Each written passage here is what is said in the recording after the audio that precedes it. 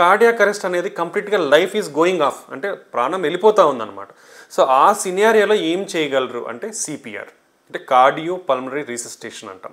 అంటే మన heart pumping ఉంటేనే బ్లడ్ అనేది మనలో సర్క్యులేట్ అవుతూ ఉంటుంది, కాబట్టి మిగతా ఆర్గాన్స్ అన్నీ కూడా పనిచేసే అవకాశం ఉంటుంది. ఎప్పుడైతే హార్ట్ పంపింగ్ అనేది ఆగిపోతుందో అప్పుడు ఏ ఆర్గాన్ కూడా పనిచేసే అవకాశం ఉండదు.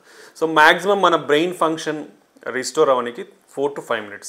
ఈ టైం లోపల బ్లడ్ ఫ్లో అనేది రీస్టోర్ అయితే మొత్తం కూడా బ్రెయిన్ ఫంక్షనింగ్, నెక్స్ట్ మిగతా ఆర్గన్స్ ఫంక్షనింగ్ కూడా మళ్ళీ రివర్స్ బ్యాక్ అయ్యేదానికి ఉంటుంది.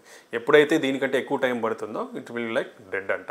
సో ఈ పంపింగ్ అనేది ఎప్పుడైతే సడన్గా కొలాప్స్ అయిపోతారో పేషెంట్, వాళ్ళకి మెయిన్ ఒక పేషెంట్ కొలాప్స్ అయినప్పుడు, ఒక పర్సన్ కొలాప్స్ అయినప్పుడు అంటే పడిపోతాడు, అంటే స్పృహ లేకుండా, అలాంటి పేషెంట్లో చెక్ చేయాల్సిన విషయాలు ఏంటంటే ఫస్ట్ బ్రీతింగ్ ఉందా లేదా, అంటే మీరు ముక్కు దగ్గర కానీ ఏలు పెడితే గాలి వెళ్తుందా లేదా అని తెలుసుకోవచ్చు. లేదా మీ చెస్ట్ ఆర్ అబ్డామినల్ రైజ్ పైకి కిందికి కదులుతుంటే వాళ్ళు బ్రీతింగ్ తీసుకున్నాడు, అది లేదంటే బ్రీతింగ్ లాగిపోయినట్టు.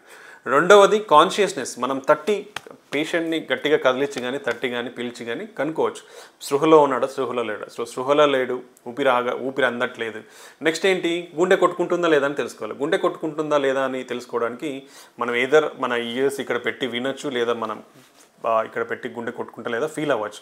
అలా కాకుండా ఇక్కడ పల్స్, సెంట్రల్ పల్స్ అంటాం మెయిన్, ఈ కెరోటిడ్ పల్స్ అంటే మన ఈ విండి ట్యూబ్కి ఇక్కడ మజిల్కి మధ్యలో మీరు ప్రెస్ చేస్తే మనం కెరోటిడ్ పల్స్ ఫీల్ అవ్వచ్చు. ఈ పల్స్ ఉందా లేదా తెలుసుకోవచ్చు, అంటే కొట్టుకుంటుందా, నాడి ఉందా లేదా. ఈ నాడి కూడా లేదంటే patient is completely on the verge of death అంటాం. సో అలాంటి పేషెంట్కి కార్డియాక్ అరెస్ట్ జరిగి ఇలా అవుతుంది కాబట్టి వాళ్ళల్లో సిపిఆర్ అంటే మెయిన్ ఇంపార్టెంట్ కాంపోనెంట్ సిపిఆర్లో కూడా చెస్ట్ కంప్రెషన్స్.